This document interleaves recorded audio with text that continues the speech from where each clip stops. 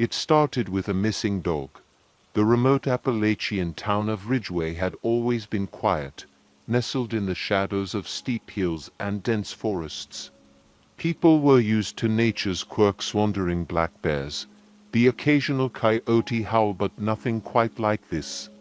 I'd grown up there, and even as an adult, I found comfort in its isolation. I thought I knew every trail and every sound the woods could make. I was wrong.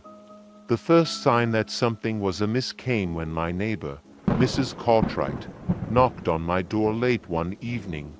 Her collie, Max, hadn't returned from his usual run. "He never goes far," she said, her voice trembling. "Always stays near the house." "It's not like him." I offered to help search, figuring he'd chased a squirrel or gotten distracted. With a flashlight in hand, I followed her out to the edge of her property, where the woods began.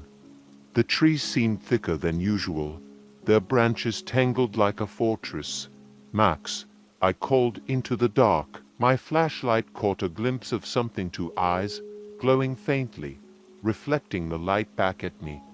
They were too high off the ground to belong to a dog or coyote. Neither was Mrs. Cartwright.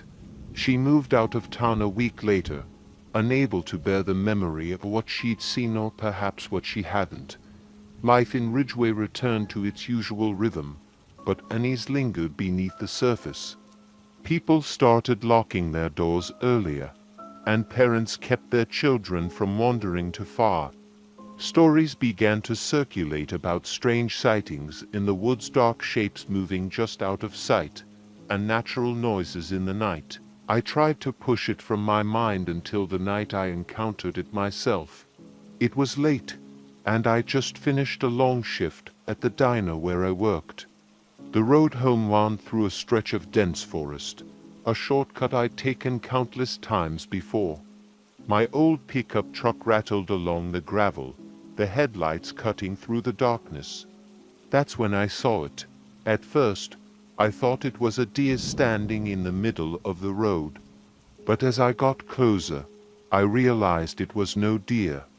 It was tall, unnaturally so, with long, sinewy limbs and a hunched posture. Its skin was pale and stretched tight over its frame, and its head its head was wrong. Too narrow, with elongated features and a mouth that seemed to split open wider than it should. The eyes were what stopped me in my tracks. They were the same eyes I'd seen that night in Mrs. Cartwright's yard, glowing faintly, intelligent and predatory. I slammed on the brakes, my heart leaping into my throat. The creature turned its head slowly, as if acknowledging my presence. For a moment, we just stared at each other. Then, it let out a sound, a bone-chilling screech that reverberated through the forest. And it charged. I threw the truck into reverse, the tires kicking up gravel as I backed away. The creature moved with terrifying speed, its limbs a blur as it closed the distance. Just as it reached the hood, I swerved hard, narrowly avoiding a collision. I didn't stop driving until I was back in town, my hands shaking on the wheel. I told myself it had to be a hallucination, a trick of the light and my overactive imagination, but deep down, I knew better. The next day, I went to the library, combing through old records and newspaper clippings. Ridgway had its share of strange stories, rumors of a ridge shadow that dated back to the town's founding. Hunters spoke of vanishing game trails and eerie howls that seemed to follow them through the woods. One article, from the 1930s, caught my attention. It described a series of disappearances near the same stretch of forest where I'd seen the creature. Witnesses reported a tall, ghostly figure stalking the area. The locals called it the Hollow Man. Determined to learn more, I reached out to an old friend, Martin, who worked as a tracker and wildlife expert. He agreed to come to Ridgway and help investigate. Armed with cameras, audio recorders, and rifles, we ventured into the woods together. The first few hours were uneventful, though the forest felt oppressively quiet. Even the birds seemed reluctant to make a sound.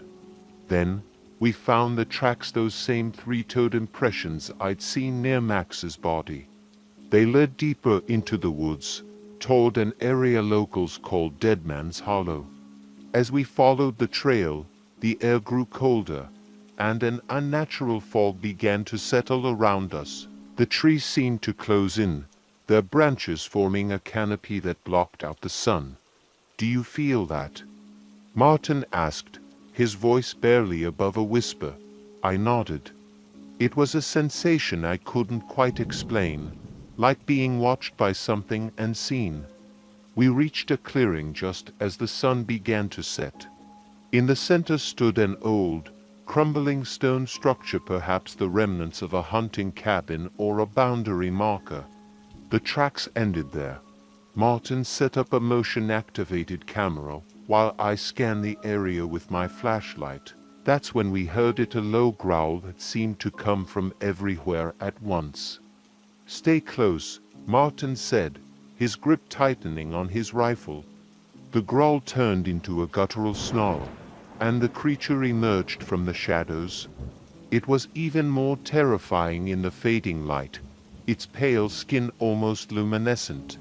It moved with an otherworldly grace, circling us like a predator sizing up its prey. Martin fired a warning shot, but the creature didn't flinch. Instead, it lunged. What followed was a blur of chaos. Martin shouted for me to run as the creature knocked him to the ground. I froze, torn between helping him and saving myself. In the end, instinct took over, and I bolted back toward the trail. The forest seemed to shift around me, the trees twisting into unfamiliar shapes. I could hear the creature behind me, its snarls growing louder. Just as I thought it would catch me, I burst into a clearing and stumbled onto the road. A passing car screeched to a halt, and the driver jumped out, pulling me to safety. When I looked back, the creature was gone. Martin didn't make it out of the woods. The search party found his rifle and a torn piece of his jacket near Dead Man's Hollow, but no trace of him. The official report listed him as missing, presumed dead. I left Ridgeway shortly after, unable to bear the memories or the guilt. To this day, I wonder what might have happened if I'd stayed, if I'd tried to fight. But deep down, I know the truth. There's no fighting something like that. The Hollow Man is still out there, lurking in the shadows of the ridge, waiting for its next victim. And I'll never set foot in those woods again.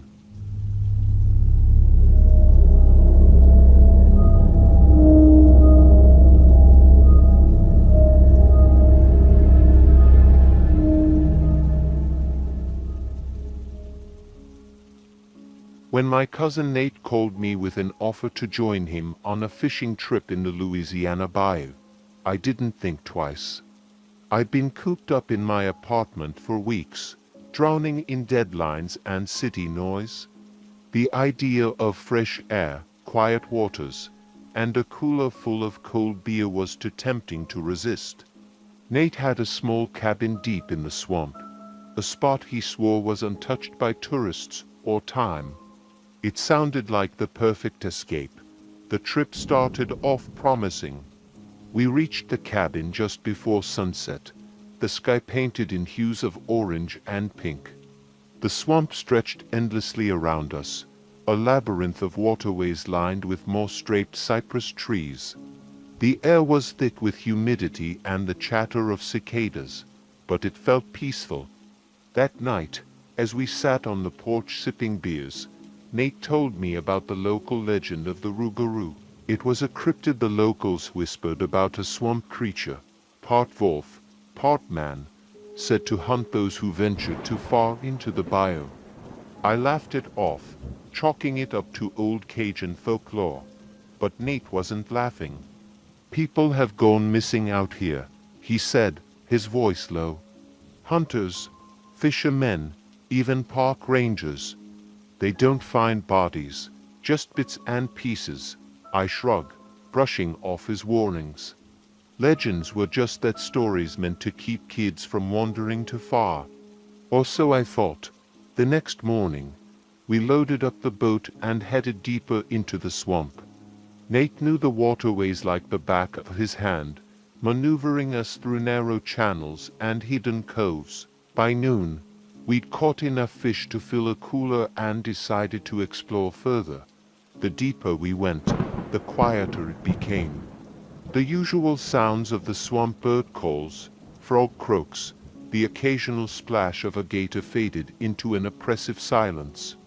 Even Nate seemed uneasy, his usual chatter replaced by tense glances at the surrounding trees. "Let's head back," he finally said.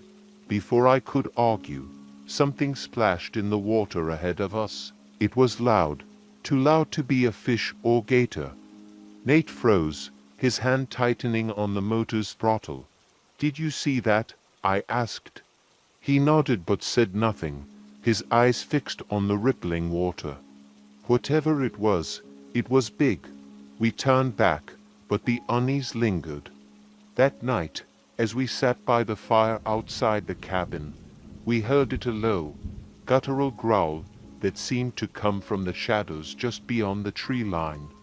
Nate grabbed his rifle and scanned the area with his flashlight, but there was nothing there. "Probably a bobcat," he muttered, though his grip on the rifle suggested he didn't believe his own words. I didn't sleep well that night. Every creak of the cabin, every rustle of the wind sent my mind racing. At one point, I thought I heard something scratching at the door, but when I worked up the courage to look, there was nothing there. The next day, we decided to stay close to the cabin. Nate set up a few fishing lines while I explored the area, snapping photos of the gnarled trees and still waters. I wandered a little too far, drawn by the sight of a massive cypress with roots that seemed to claw at the earth like skeletal hands. That's when I saw a footprint in the mud. But it wasn't human, and it wasn't animal.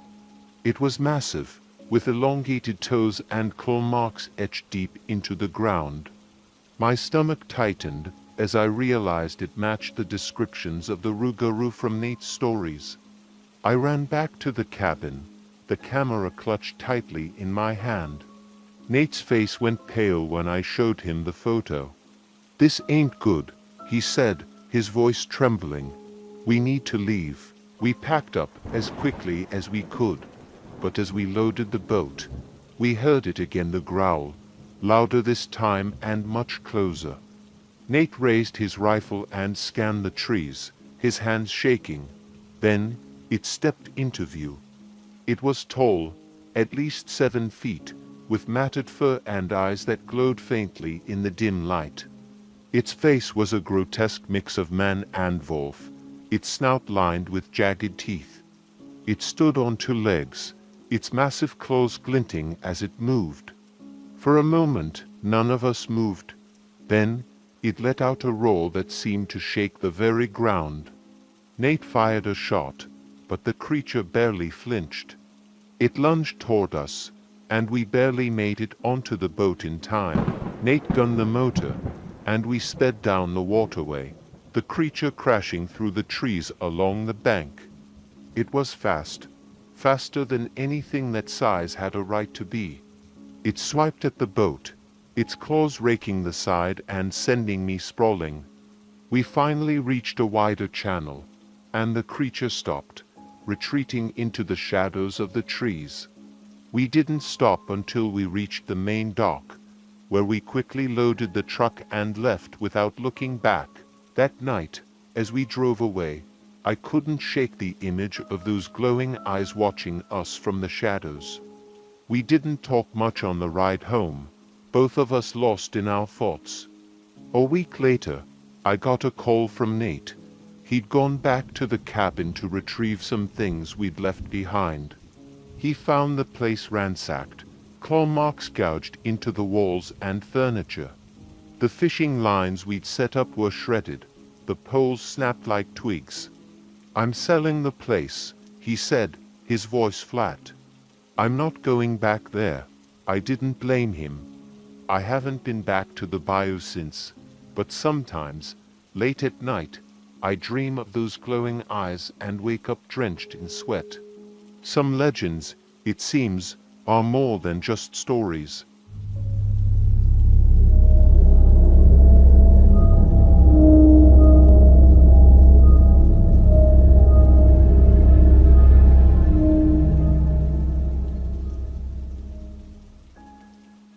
It was the kind of invitation I couldn't refuse, a week-long hiking trip to the remote forests surrounding Mount Procyon. My friend Sarah had been planning the excursion for months, and her excitement was contagious. The area was known for its pristine beauty, untouched by civilization, and it was a chance to escape the suffocating monotony of our lives in the city. The plan was simple. 5 of us, Sarah, her boyfriend Mark, our mutual friends Carla and Liam, and me, would hike deep into the forest, camp near a hidden lake Sarah had read about, and explore the wilderness. None of us had any reason to believe that this trip would be anything but memorable for all the right reasons. We set off early, the sun barely rising as we parked at the trailhead. The air was crisp, the forest alive with the chirps of birds and rustling leaves. Sarah led the way, a map clutched in her hand, her enthusiasm making us all laugh as she narrated facts about the region. "You know," she began, adjusting her backpack, "the locals have a nickname for this area. They call it the Shadow Zone." "Why's that?" Carla asked, her tone skeptical. "Because people have claimed to see something out here. A creature," Sarah replied. "They say it's tall, with glowing red eyes, and it only appears at night." "Great," Mark said with a smirk.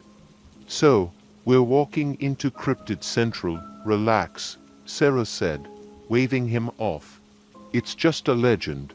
But as we ventured deeper into the forest, the atmosphere seemed to change. The cheerful sounds of wildlife faded, replaced by an eerie stillness. It wasn't long before we felt like we were being watched.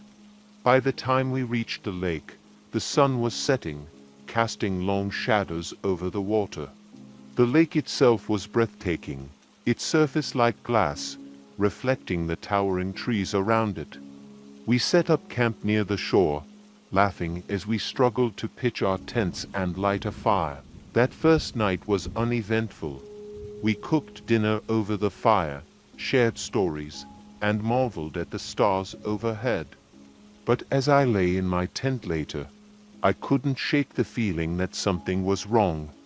The forest was too quiet, the kind of silence that felt unnatural.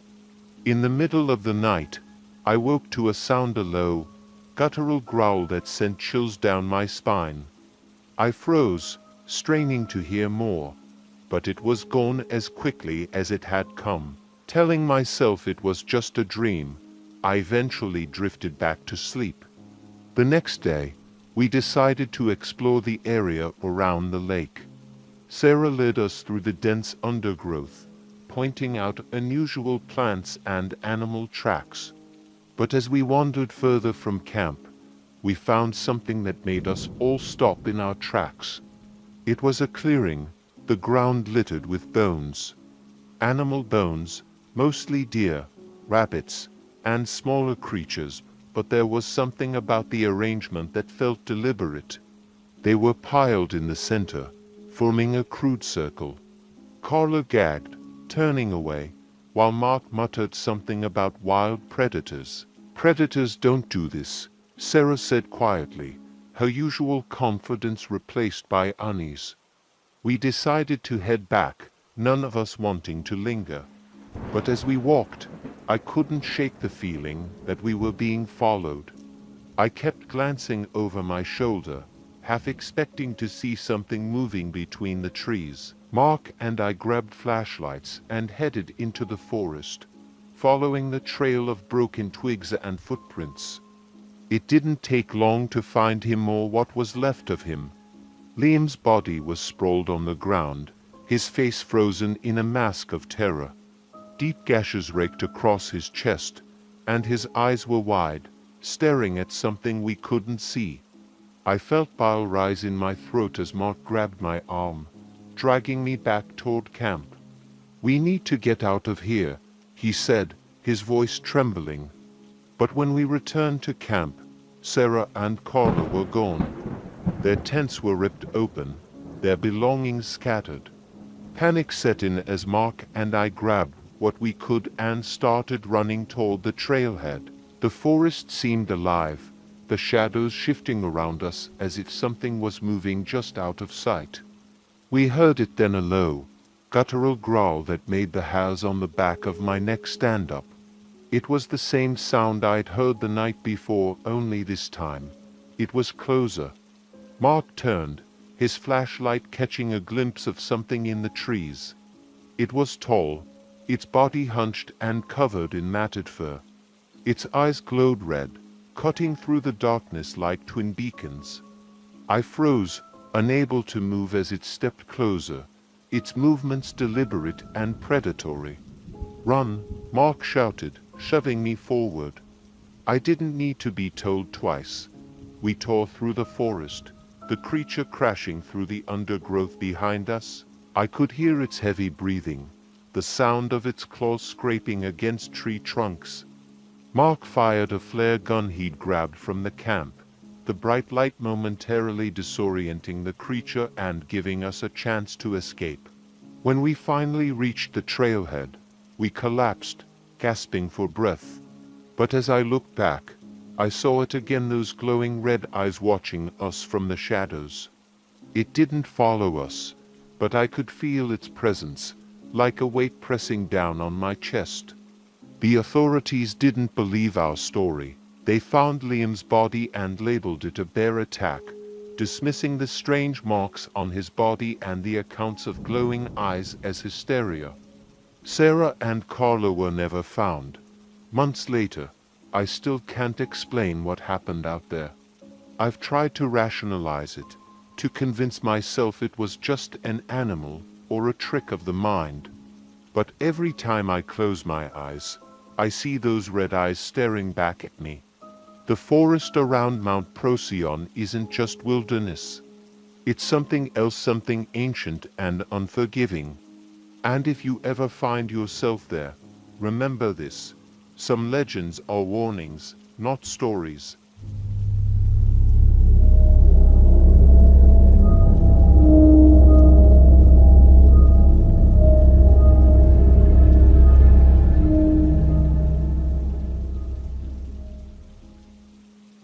The rugged terrain of the Appalachian foothills had always called to me. The idea of spending a week disconnected from the noise of the world, hiking through untouched wilderness, was irresistible. When my friend Ethan suggested we take on the Larkspur Hollow Trail, I didn't hesitate. The trail was infamous for its beauty and its legends. Locals whispered of strange occurrences in the hollow, hikers who went missing without a trace, eerie howls echoing through the night, and an ancient cryptid they simply called the Lurker. Ethan, ever the skeptic, laughed off the stories. I wasn't so sure, but I kept my doubts to myself. We started our trek early in the morning.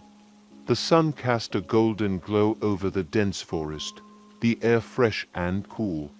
Ethan was in high spirits, cracking jokes as we trudged up the first incline. The trail was challenging but manageable, winding through towering oaks and dense underbrush.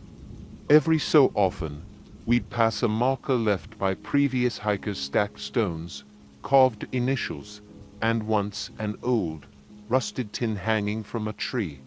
By the time we reached our first campsite, the sun was dipping low, painting the sky in shades of orange and pink. We set up our tents near a bubbling creek, the sound of running water soothing. As we ate dinner by the fire, Ethan brought up the legend of the Lurker. You ever wonder why every small town has its own cryptid? He asked, poking at the fire with a stick. It's always the same story. Something big and scary that only comes out at night. It's just folklore.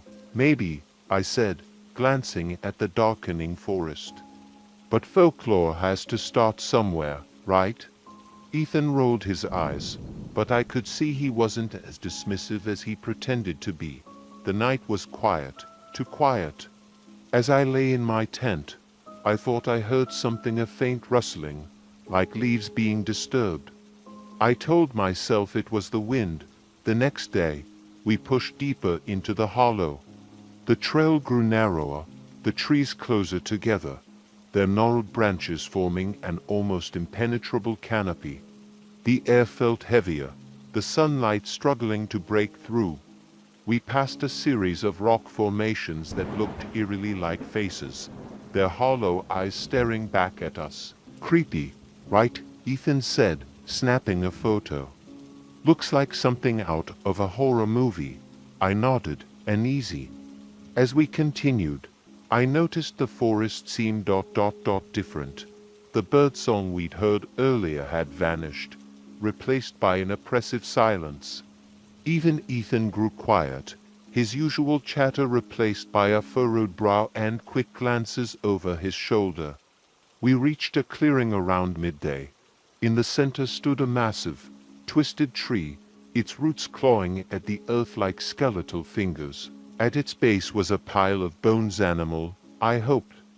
Ethan knelt to examine them, his expression a mix of curiosity and unease. These look fresh, he muttered. Whatever did this, it's not far. Let's keep moving, I said, my voice trembling. I didn't want to be here when it returned. That night, we camped in another clearing, this one surrounded by dense undergrowth. We built a fire and sat in tense silence, the weight of the day pressing down on us. The rustling I'd heard the night before returned, louder this time. Ethan noticed it too. You hear that?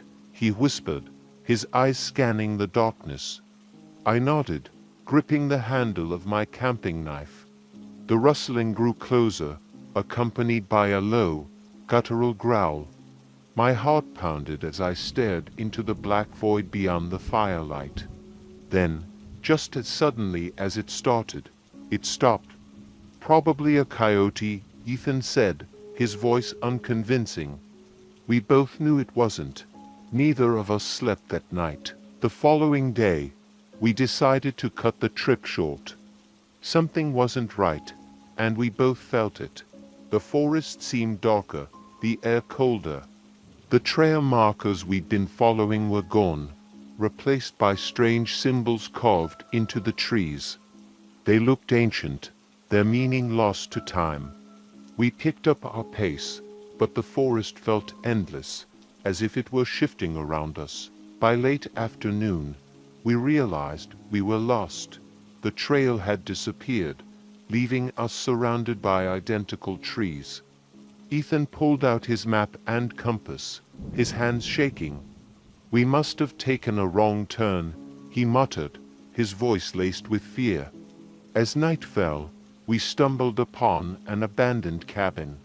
It was small and dilapidated, the windows broken and the door hanging off its hinges. Desperate for shelter, we decided to stay the night. Inside, the air was damp and musty, the floor covered in leaves and debris. We built a small fire in the hearth and barricaded the door with a broken chair. As we sat in the flickering light, I noticed strange markings on the wall, symbols similar to the ones we'd seen on the trees. This is bad, Ethan said, his voice barely above a whisper. The growling returned, louder than ever, echoing around the cabin. Something heavy slammed against the door, rattling our makeshift barricade. I grabbed my knife, Ethan a heavy branch. The firelight danced wildly as whatever was outside circled the cabin, its guttural growls sending shivers down my spine. Suddenly, the window shattered, and a massive, clawed hand reached inside. Ethan screamed, swinging the branch at the intruding limb. The creature let out an ear-piercing screech, retreating into the darkness. "We have to run," Ethan yelled, grabbing his pack. We bolted into the forest, our flashlights barely piercing the inky blackness. The creature gave chase, its heavy footsteps echoing behind us. I caught glimpses of it, a hulking, shadowy figure with glowing eyes that seemed to burn through the darkness. We ran until our legs gave out, collapsing in a small ravine. The creature was gone, but the forest felt alive, as if it were watching us. Exhausted and terrified, we huddled together, waiting for dawn. When the sun finally rose, the forest seemed less menacing, but the unease remained. We found the trail later that morning, our relief overshadowed by the realization that we weren't safe yet. We reached the trailhead by midday, our ordeal finally over. Or so we thought. Weeks later, I began having nightmares. I'd wake up drenched in sweat, the sound of guttural growls echoing in my mind. Ethan called me one night, his voice trembling. "I think it followed us," he said. "I've been hearing things, scratches on my windows, growls outside my door." I didn't want to believe him, but deep down, I knew he was right. The lurker wasn't bound to Larkspur Hollow. It had marked us, and it was only a matter of time before it came for us again.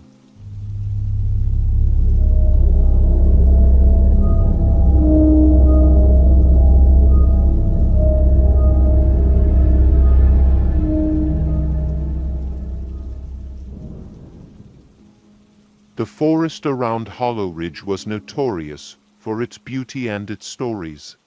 People in the neighboring town of Eastwell had passed down tales for generations about a cryptid that roamed the ridge, a beast said to be as tall as a man and twice as strong. Farmers would speak in hushed tones of livestock vanishing overnight, their pens splintered as if smashed by an immense force.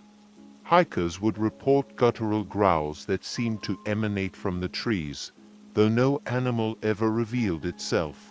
I'd grown up hearing these tales, but like most, I chalked them up to folklore. That was until my brother, Matt, vanished while hiking the ridge 2 years ago.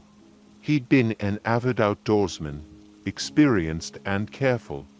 The day he disappeared, he'd left me a voicemail. "You should see this place, Nate. It's unreal. I think I found the old hunting cabin Grandpa used to talk about. Call you later." That call was the last I ever heard from him. Search parties combed the area for weeks but found nothing, no signs of struggle, no gear, not even footprints leading away from the trail. I couldn't let it go. The unanswered questions gnawed at me until I finally decided to retrace his steps. Armed with his old hiking journal, I set out alone on a crisp autumn morning. The trail leading up to Hollow Ridge was well trodden at first, winding through groves of oak and maple. Leaves crunched underfoot as I followed the notes Matt had left behind.